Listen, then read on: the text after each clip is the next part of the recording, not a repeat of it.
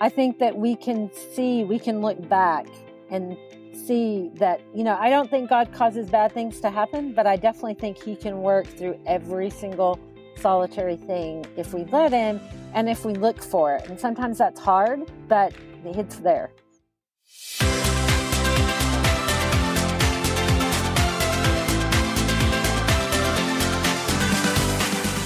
Hey there, I'm Amy Connell. Welcome to Graced Health, the podcast for women who want simple and grace-filled ways of taking care of themselves and enjoy a little chocolate. I'm a certified personal trainer and nutrition coach who wants you to know your eating, movement, and body don't have to be perfect. You just need to be able to do what you're called to do. If you've been with me a while, you know I like to have a variety of conversations surrounding our physical, mental, and spiritual health with all kinds of different guests. My guest today is my friend, Kay Stacy, who has just a really unique and inspiring story of having a stroke while on the operating table of having surgery for a brain tumor at age 25. And she is thriving 27 years later.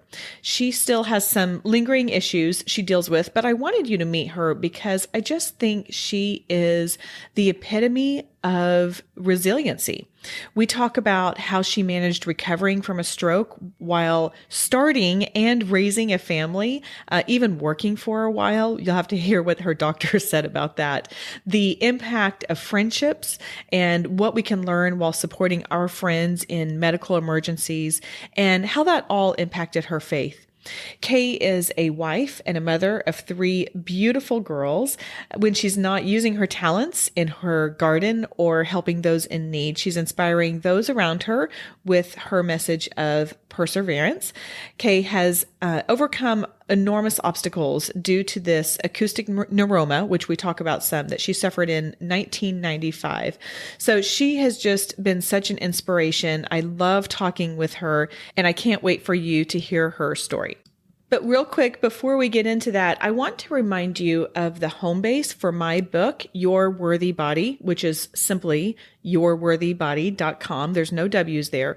Here, if you go there, you can do things like purchase the audiobook. And yes, there's an option. If you don't have an Audible subscription, no worries. I can hook you up. There's a link to the hard copy and the ebook on Amazon. And then you can receive some great bonuses just when you sign up and put your email there. So those are including my family's favorite on-the-go breakfasts, a printable 14-day health and body image devotional, and then there's a 5-minute wake up and warm up video to get you ready for however you want to move your body that day. It's super gentle. This is not something crazy. It's just a very nice, peaceful way to get your body moving. These resources are all free. They're all in that one place. Just go over to yourworthybody.com. Remember, there's no W's in front of it to grab yours. Okay, let's bring on Kay. Kay Stacy, welcome to the show. I'm so glad you're here. Thank you. I'm happy to be here. Thank you for having me.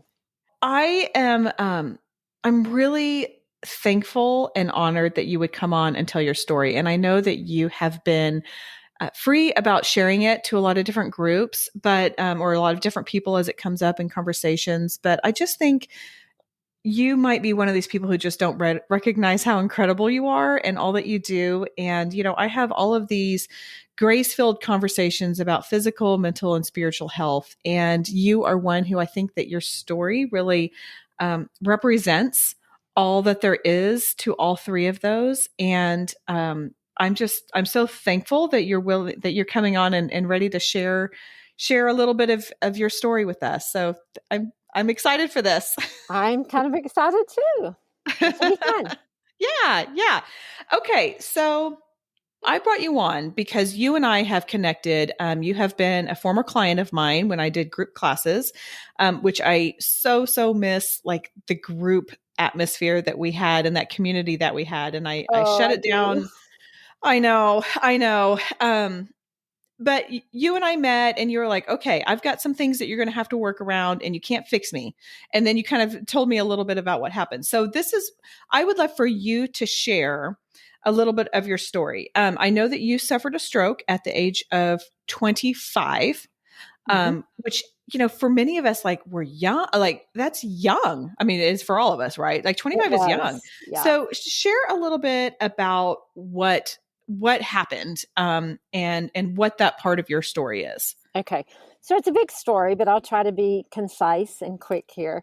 I was 25. I had been married for a little over a year, about a year and a half. We were just about to start our family. In fact, I had just gotten my birth control taken out and on Wednesday, and I found out on Monday that I had a brain tumor. Basically, I'd always had horrible headache, just different things were happening, but ultimately I was teaching first grade and I couldn't hear their little voices. Basically, I went to a doctor. He sent me for an MRI, and they found a brain tumor the size of a man's fist. So that was kind of big. Wow. And the type of tumor is called an acoustic neuroma. At the time, it was more rare than it is now. They find a lot more since they're doing more MRIs. But at the time, also, the literature said that they were found more frequently in women than men, and they were very slow growing, that they were usually found in 30 to 60-year-olds. So I was 25 and I had the medical term was huge. And so, they don't know how long it had been growing. Ultimately, I went to have surgery and I had a 14-hour surgery. And apparently, I had a stroke on the table. So you were having a surgery to have this tumor removed. Correct. And while in surgery, you had a stroke. Correct. Wow. Okay. When I woke up, I was basically a vegetable, which Wow.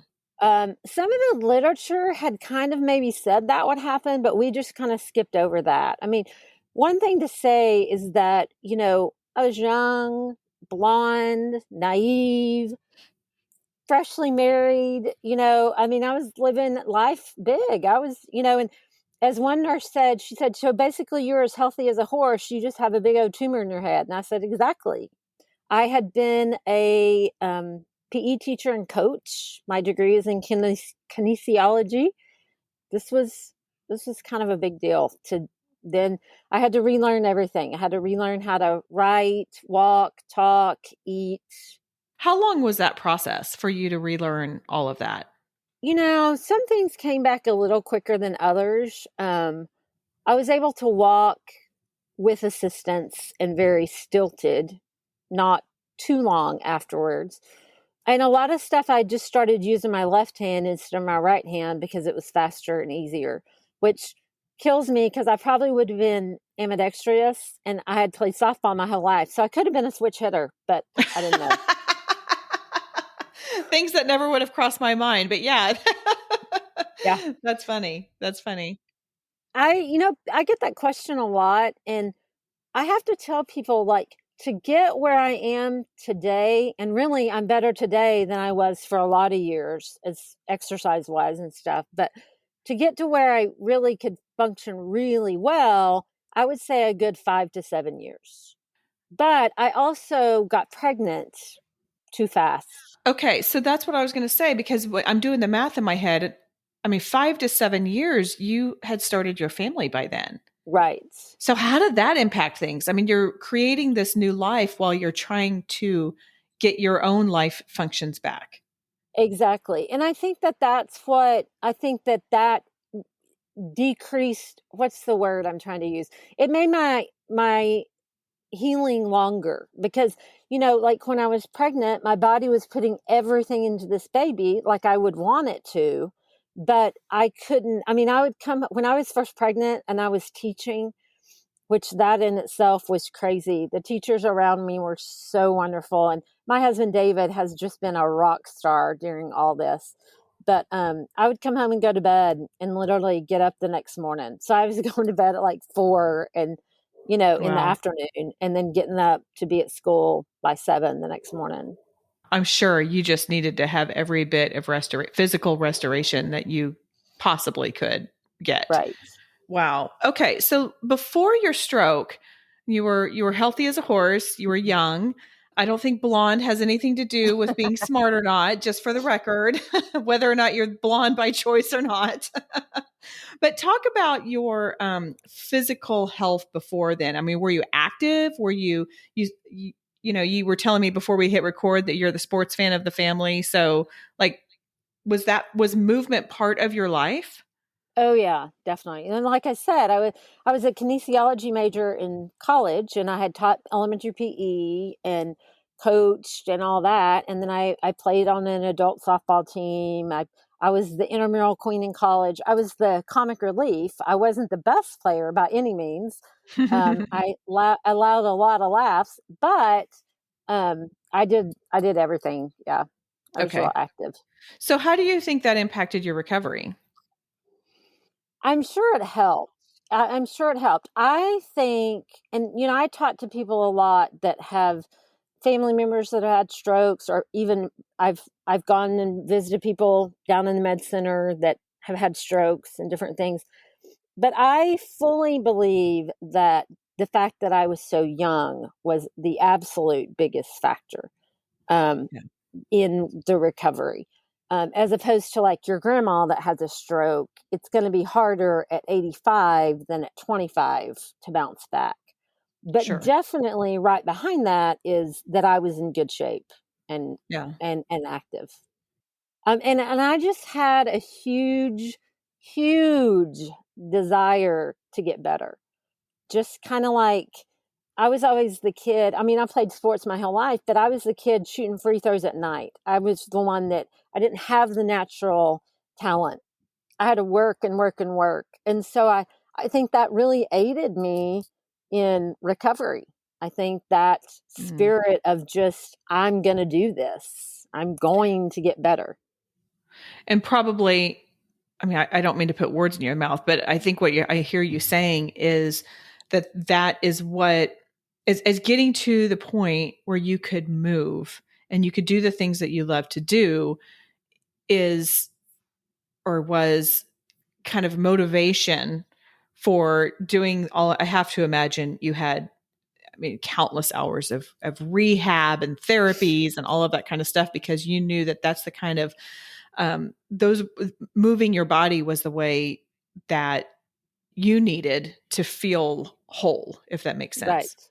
Well, and I remember, we were talking about how long it took. I remember even, I said it was different now because, for so long I put so much into to raising my kids. So Mm-hmm. even though I could walk and talk and function in a normal capacity, I wasn't doing a whole lot of exercise. And I remember going, I mean, my kids were probably in middle school, or not middle school, elementary school.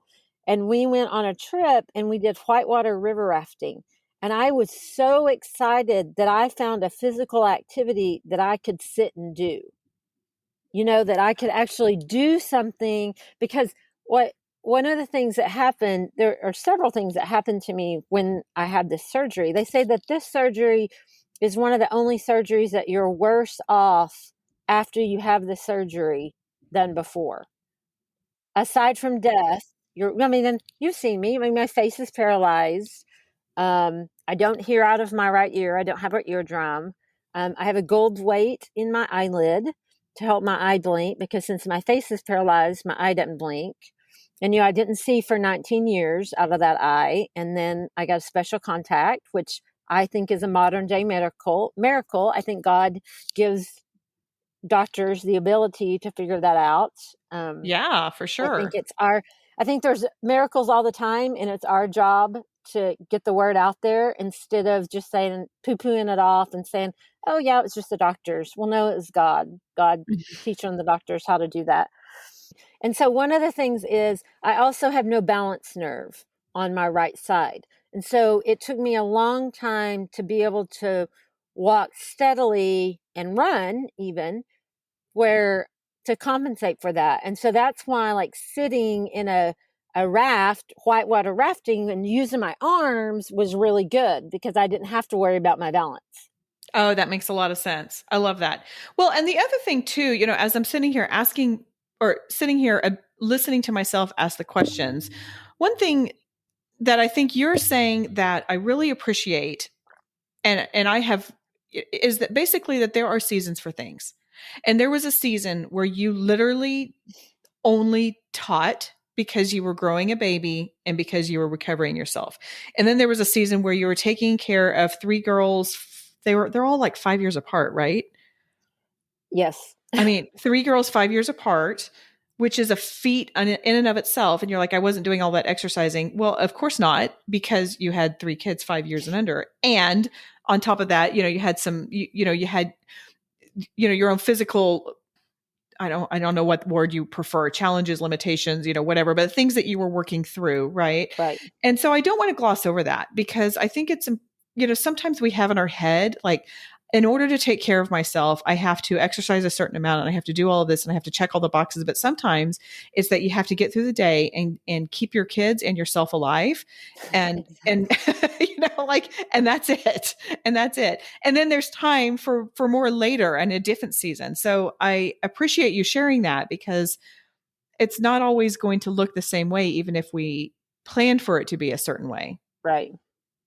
You talked about your husband who is just an amazing, and he's just a solid, quiet rock. He is. And I know that, I think, maybe not all of us have had friends who have gone through a stroke or a situation just like yours, but I think we can all come up with someone who, she's gone through cancer, or they've had a heart issue, or they've, had a terrible car accident, and life has just taken a completely different trajectory than what they expected, or it's just like a really, really big speed bump. And so I know you've had some, or I would like for you to tell us about your friendships and how they were able to help you, what was impactful to you, because what I would love for people to take away from this is, sometimes things happen to our friends and we don't know how to help them. We don't know how to support them. We know in our hearts that we want to, but sometimes we just don't really have those actionable steps, and everybody's situation is different. But I was wondering if you could just speak some to that, to your friendships and the support that they provided. Yeah. Well, so, like you said, Dave was just amazing, amazing.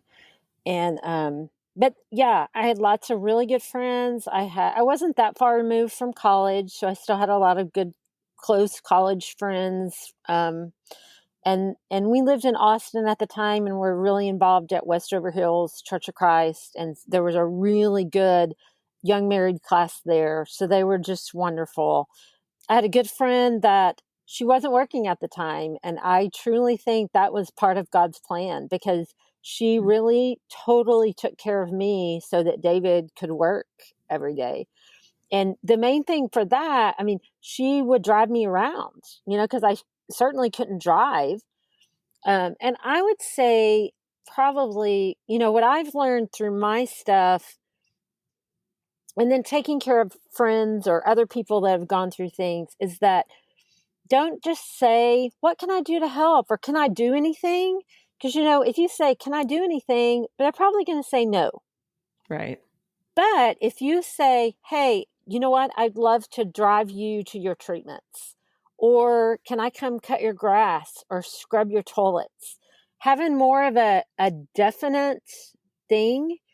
I had my good friends went through a horrible time where their daughter was sick and then ultimately passed away. And for them, like, I went and just ran errands for them. Thank goodness I had an older friend who had gone through some loss and stuff. And I asked her, I said, what's the best thing I can do? And she said, just ask them if you can help them do the things that they won't even think about. Just try to think about the stuff, the little things that they never think about. I'm the queen of casseroles. I take food to people all the time, and I say, can I bring you a meal? But you know what? It's not just about that. That's something I struggle with, if I'm totally honest. Like, it is easier to make a meal, and because you want to support someone, and we all have to eat. But you're right. And I have heard that before, Kay. Like, don't put the burden of coming up with a way to help on the other person. Like, Right. just say. And then the other thing too, as you were talking about, I was listening to a leadership podcast one time, and I don't even remember the name of the book, so I wish I could quote the book. But basically the guy was saying, learning how to ask your questions so that it gives the person the power to say no, which is really weird, is really helpful. So like saying, hey, would it be a problem if I took you to your next chemo treatment? And saying no actually like makes that person feel more in control rather than Mm-hmm. sometimes saying yes, which I think was really profound. And I have to admit, I've tried that some in some of my relationships, and that's worked really well. Yeah. As a side note. Okay, so you've shared about how you feel like you can recognize all of these little places where God was showing his love through other people to you. And I love that you had a small group at your church that was so impactful and helpful. And that story of your friend who was able to drive you around. I'm curious though how your faith has changed in one way or another since all of that. And I know you've had how many surgeries? I mean, you've had a lot more surgeries since that first one. Yeah, I've had 16 Oh total. my gosh. Crazy. 16. Yeah. Okay. So talk to us about your relationship with God, because if it were me, I feel like that would be a little it would have a lot of ups and downs. You know, I've said I was raised in a Christian family, so really I never knew anything different. And when I had the first surgery, the brain surgery, somebody was saying something, and I said, you know what? Looking back on it now, I don't even really know if I prayed about it. But I knew that there were so many other people praying about it that I was okay. The night before I had surgery, my sister-in-law still laughs about this. It was in 95. Well, that was before you could buy the little glitter shoes, the red ruby slippers, the glittery ones. I mean, you can buy them at Target or whatever now, but you couldn't at the time. So the night before I had surgery in December, and I was consumed with making sure that everybody had a Christmas present. And so the one thing I lacked was I was going to make my nieces ruby red slippers. So here I'm out on the back patio at my in-laws' house with spray glue and red glitter making these shoes. And my sister-in-law was like, I can't even believe that you were just like making shoes when we were all freaking out that you were having brain surgery the next day, and that's kind of, I mean, and so I didn't do it. I didn't. I knew everybody else was going to do it, and I never thought about it. And so now, I mean, there have been lots of things where my faith has been tested, and I've questioned about a year after the first time I got pregnant. We were waiting for my face to come back. They said that if my face healed, it would be within the first year, probably. Okay. And And so we so were what do kind you of mean by that? Your face the to come movement, back. Okay. because it's paralyzed, and Right. so that is from nerve damage, not the stroke.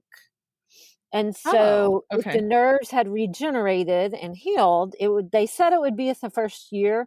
I'm going to just go on the aside here and tell anybody to please wait longer than a year if you have anything that has nerve damage, because it it could it could come back longer than a year. Mine will not ever, because I had surgery right after a year to have it.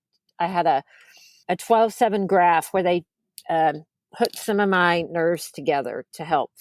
Wow. My face was like just dead, just totally dead. And so they hooked it up to a live nerve. So anyway, right before that, we were hoping that, it would come back and everything. And then I got pregnant, and I thought, oh, this is God's way of telling us to wait, not to have that surgery, because, my face might come back because I couldn't have surgery if I was pregnant. And then I miscarried. And I think that was the lowest point for Dave and I both, because we felt so sure that God was telling us, no, you don't need the surgery. I'm going to heal your face, and we're just going to wait while you're pregnant. And then I had that miscarriage. But Dave is so wise, but he said, like, he's always said, just as parents, our kids get mad at us sometimes and question us and fight us, and I don't like that, or whatever, and we still love them, And ultimately they still love us, and that's kind of how our relationship with God is. And that's what I tell people. It's okay to get mad and to question and to wonder, but don't stay there. Somehow you've got to figure out a way to keep going and to keep having that faith in God, even if you question what's going on at the moment.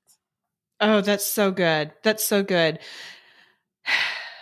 I need to sit in that for a second because it's true, right? And I think when we are able to put our own, I mean, obviously as humans, I personally have, it's so hard to even grasp like God's love and grace and mercy that he has for us. But I think sometimes if I can put it in a way that my little bitty human brain can understand, and I put it in the context of I love my kids so much, and I will always love them even if they're really mad at me, because I won't let them do whatever, or if I tell them no, or like. So I think that that's a really great way of thinking of it. Okay, so as I mentioned earlier, you and I really met because you're just amazing. Like you would just show up to my classes when we had them, and you were working hard. And really, I have to say on the record, I mean, the fact that you don't have a balance nerve on your right side, like I never would have known it. I just would have thought you would have been someone who just doesn't have very good balance, which let's be honest, a lot of us over 40 don't anyway. So yeah, but tell me what drives you to continue that. I mean, it sounds like there's a little bit in your DNA of like, I just move and this is just what I do. But is there anything else that kind of keeps you going? Because I know we all, I mean, I even have those times I'm like, ugh, I don't really feel like doing this, but I'm going to anyway. I definitely have those times. And I think that we go through seasons in our life where sometimes we're more driven to do stuff than others. And sometimes that's just kind of our intrinsic inside motivation, and sometimes it's outside factors determining how that works. So I think we definitely need to cut ourselves some slack, that sometimes we do more than others. I do think a lot of mine is just, this is what I've always done. I've always moved a lot and all that. But then as I age, I also think, okay, I've got to keep moving or I'm not going to move. If I don't keep going, it's not going to help me in the long run. That's more than anything. I just want to try to be healthy. And I think aging too, I mean, one of the blessings, it's kind of funny because, as we age, things just don't work as well, right? And we have aches and pains and, limited range of motion and this and that. But at the same time, I think it also gives us the perspective of why we want to move, because then we start to see what happens if we don't, because it's kind of, we can keep that at bay some by the moving, and maybe worry a little bit less about some of the other stuff surrounding why a lot of people move.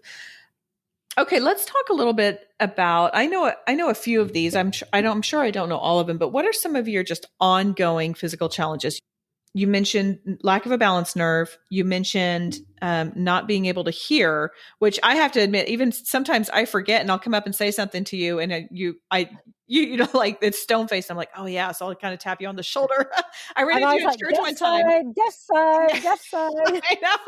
I know. So I have to remember to do that. And I know that you would like strategically place yourself where you could hear me, and I would try and stand a little bit closer to you. By the way, so I think with the new AirPods Pro and the phone, you can put a Pro in and it almost acts like a hearing device.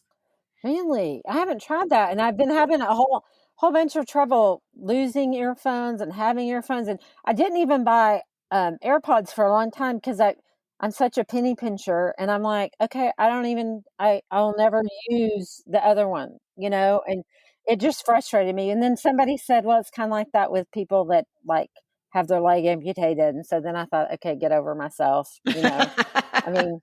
Yeah. Well, my friend Soraya Estes, who is Dr. Soraya Estes, she's an audiologist. She was on, oh gosh, I think in like 2019 about talking about how to talk with someone about a hearing loss. But I was telling her there is this pitch that I cannot hear. Like I'm having a really hard time. And unfortunately, it's the pitch in which my husband speaks. Like just, and it's also like the same pitch. Do you watch Yellowstone at all? Uh-huh. Okay. So like that Kevin Costner, when he comes in, I'm like, I cannot hear him. And she goes, Oh, oh, that's she funny. goes, you just need to put your phone by the speaker and then put your AirPod in and you can turn it up and it will act like a magnifying if I'm getting all of this right. Oh, So anyway, little trick that I don't know if that would help you yes. at all in a fitness, but you'd have to keep the phone by the person who's talking. Yeah, and Dave and I are actually having the opposite of you and your husband. He's not hearing me. And then, it's not like I can really do much about it. I can't go and get a hearing aid, so Mm-hmm. anyway, Mm-hmm. fun times at the Stacy house. What I've told him, I'm like, my best friend is an audiologist. Like, I have no problem with hearing devices. I just don't feel like I need one yet. And I don't think he really thinks that I do either, but it does get frustrating for both of us because he's like, you're Yeah. getting mad at me. And I'm like, I'm not getting mad at you. I'm frustrated because I can't hear you. Anyway, Yeah. going on. This is not about Amy and her hearing. But anyway, okay. So balance, hearing. What are some of your other physical challenges that you have had to work through? The eye. So it's been 27 years now. And most of that time, I had a lot of trouble with my eye. I would get scratched corneas all the time because, like, say there's a tree branch in the way and I don't feel it, and I don't blink, and so I would scratch my eye. And I actually had my eye sewn shut for Oh, 3 months, which wow. was actually the very best thing because I didn't have to worry about it. But I got a lot of stares. I mean, I get a lot of stares anyway, but I got a lot of stares on that one because my eye was sewn shut. Anyway, but since I got this contact, it's called a sclera lens and it's huge. I call it my fruit salad bowl. But and you have to put it in a special way. You have to lean over. I have to use a plunger thing and it's great big. Anyway, it protects my eye. So I have, knock on wood, I haven't had a scratched cornea since I got these contacts. So that's been just such a blessing. That's amazing. But I have a ton of trouble with my teeth because I mean I say I have like the mouth of a 90-year-old because I only chew on one side, so that side gets overworked and the other side doesn't. Just as everything in your body, God made it so perfectly, and you're supposed to chew and exercise your mouth and your teeth, all that, and gums, and so it doesn't happen. And that's when there's a few things that drive me nuts that really bother me about this whole thing. One of them is my nose. You've seen it. My nose, when I get hot and exercise, my nose just runs. I don't have any control over that. The little spittle in my mouth when I don't know, that bothers me to no end. From the stroke, I get like words like yesterday and tomorrow mixed up. I get, right and left. I get those mixed up. But one of the things that bothers me is that I have to spend so much money on my bad side of my teeth. I have to get crowns and I have to, and here I'll never use them. You can't see them when I smile. You can't, nothing. But I got to spend all kinds of money on that side. That is funny. And I had that one of those things that you never would have thought about. You never would have thought about. Oh my gosh. So the other thing that a lot of people don't realize, and this is probably something your listeners could learn maybe from just anyone that has like a stroke or whatever, is that you get really tired. And so like I'm always better in the mornings than in the evenings. And like when I had kids, I mean, it was just kind of a given that Dave would help at night. And you know how like most moms like say put their kids to bed and then they pick up and they start a load of laundry and they do the dishes, and I didn't do any of that. It was like I got my kids to bed and I could barely get to bed. I mean, I didn't ever wash my face at night. I mean, it was all I could do to just get in the bed. And still to this day, I'm always like, when I still taught, my principal said she could always tell the day of the week by my eye drooping and my speech, because as the week went on, I'd get tireder and tireder. And then I'd sleep all weekend, and then I'd start again on Monday. And that, and like when the tireder I get, my balance gets worse. I look like a drunk person, even if I haven't been drinking. I mean, I stumble around, and my speech is really not good. I still have trouble finding words. That's from the stroke, but it gets a lot worse. And I mean, again, I sound like a drunk person. I kind of slur my words, and I can't get my words out. And 9 times out of 10, I have not been drinking. And so that's the whole thing, like with a hearing loss, and the audiologist may have talked about this. There's so many things, and the way the doctor described it is that, like, it's kind of like a temperature gauge, and the mercury going down, down, down, down. That's how mine goes as the day goes on, and it doesn't charge back up until the next day. All these things that you do on a regular basis, and you don't even think about them, and they come easily, is magnified, and it makes me tighter. So like hearing, I'm always straining to hear. And so that just makes that mercury go down a little bit. Smiling, you just smile. Well, I have to think about if I want to smile and how I want my mouth and where my tongue's going to be, because I have to put my tongue in a special place. And so all those things take up energy and take up brain power. That's part of the reason. There's just all these little things that you don't think about that really are draining. One of the things, I always go on mission trips, and I go to Haiti, which I can't now because of the political unrest. And I'd always have people to pray for me, because one of the mission trips I went to Honduras, and it was a work trip. So I asked people to pray that I would have enough energy. Well, I did great. And then same thing with Haiti. I always ask people to pray for me, because it's just go, go, go. And I always had an amazing amount of energy. And I think part of it is because everybody was praying. But I also realized that I was on a bus the whole time. I never drove. And I think driving and having to be alert and everything really takes a lot out of me. And so like when my kids were little and I was driving them to 500 different practices, that, just it pulled the mercury down. Well, and I think that's a really good reminder too, that, like this, you said this was 27 years ago, but that doesn't mean that we still don't have lingering side effects that, we just have to learn to readjust and to live with. And, I, I do have to say, Kay, I question your professional choice after stroke with teaching elementary kids. I know. Well, I didn't know what else I didn't have anything else to do. Yeah. Well, and the other fun I don't thing really, but I'm like, okay, I have been in a classroom a handful of times, and it is exhausting. It was. I mean, like full on power down, like someone pulled out the energy. And it was exhausting. So I'm sitting there going, no wonder. Yeah, of course your speech was slurry. Of course your eyes were droopy. Isn't that what happens to all of us at the end of the week with a bunch of kids? So here's a little story. So when I was teaching and I only had one child, I was having my mouth every afternoon, it would freeze up. So I went to a neurologist. I'd lived in a different town, so it wasn't the neurologist that I'd had. My medical chart was like a book. Oh, I'm sure. And so I had to go over the whole thing and my whole medical history. And this guy, he said, after I told everything, he said, so let me get this straight. He said, you're working full time and you have a toddler. I said, yeah, and I'm trying to get pregnant.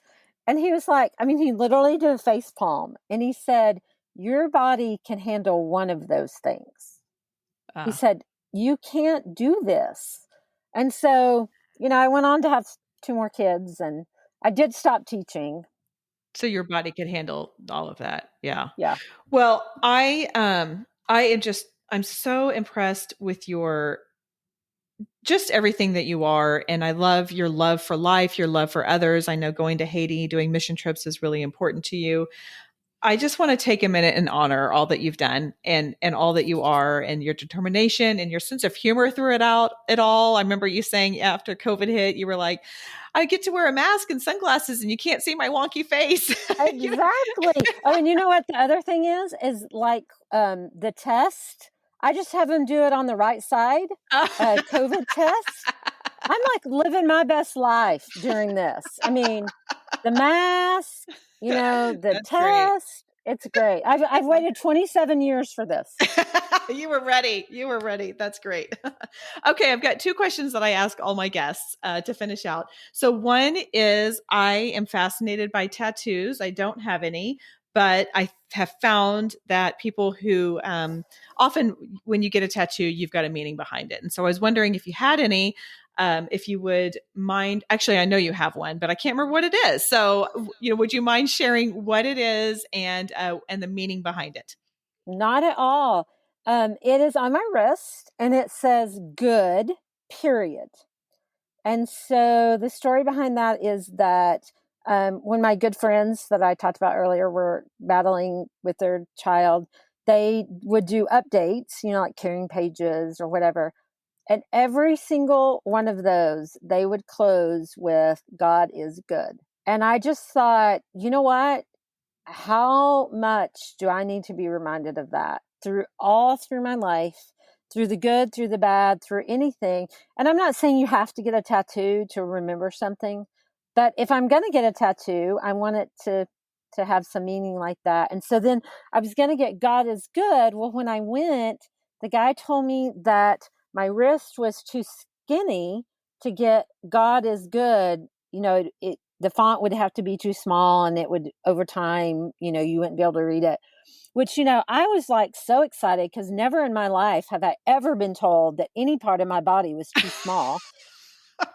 Then I just left. We left. Addie and I actually got tattoos. We went together her freshman year in college, my oldest child. Yeah. And so, anyway, we left. She got hers and I left because I was like, I'd waited 40 some odd years to get one and I'd prayed about it and I thought about it. And I thought, I'm not just going to do something. So I went back home and thought about it and just decided to get good. And I wanted the period at the end because God is good, period. No questions about it.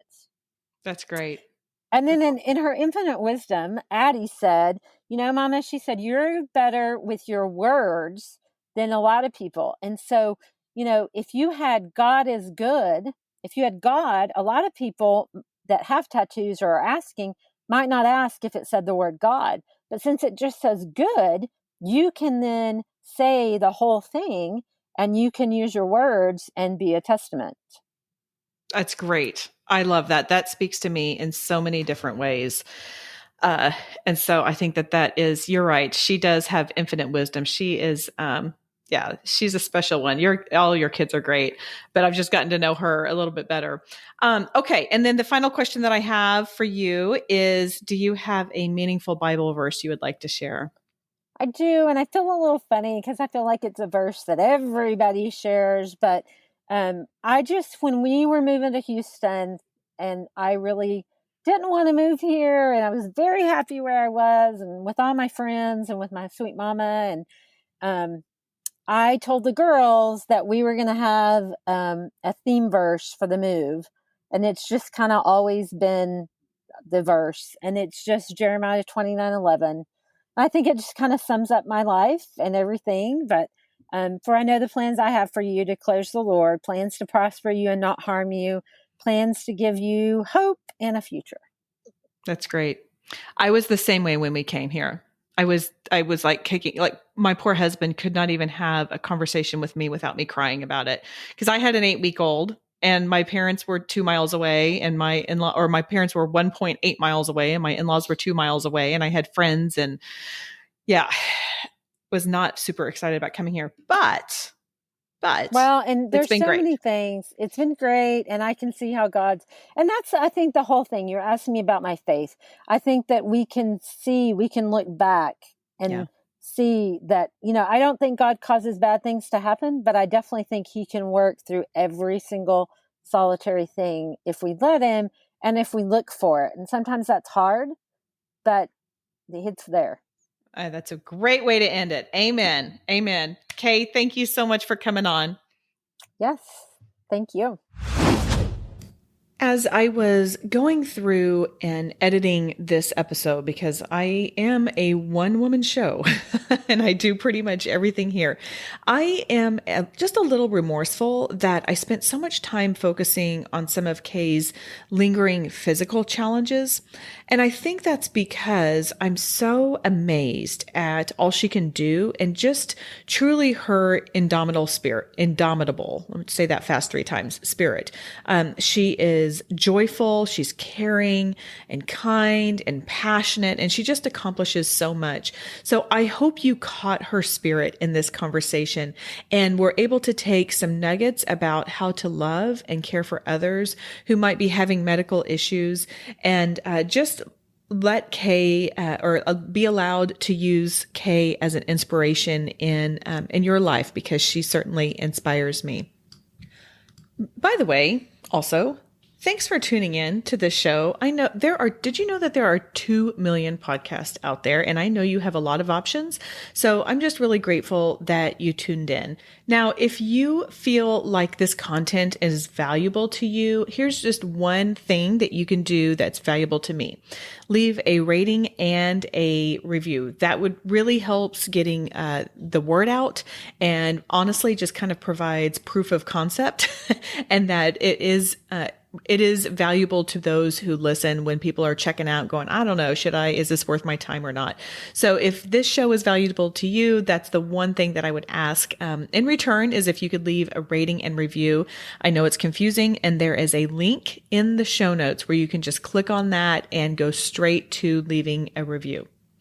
Each episode, I try to leave you with one simple thing from our conversation, because I know we cover a lot of ground. For this episode, this wasn't a huge focus of our time, but I love how Kay shared that there were different seasons for her in her health, and how her definition of health looked different depending on what was going on. Now, we may not all have an acute medical condition or a brain tumor or a stroke or anything else like what she has experienced, but we may have times of loss, of sickness, or just other transitions, like hard life transitions. And it's important to give ourselves the grace of changing our definition of health for that time. And we can get back, or we can change it indefinitely. Okay, that is all for today. Go out there and have a graced day.